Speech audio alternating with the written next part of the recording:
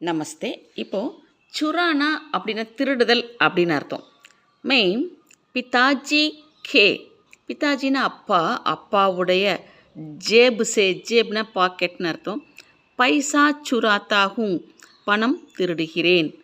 Main கப்படேக்கி துக்கான் மே, கப்படேக்கி துக்கான்னா துணிக்கடை, துணிக்கடையில் பத்தலூன் K கப்படே, பத்தலூன் K கப்படேனா pant துணின்னு அர்த்தம்.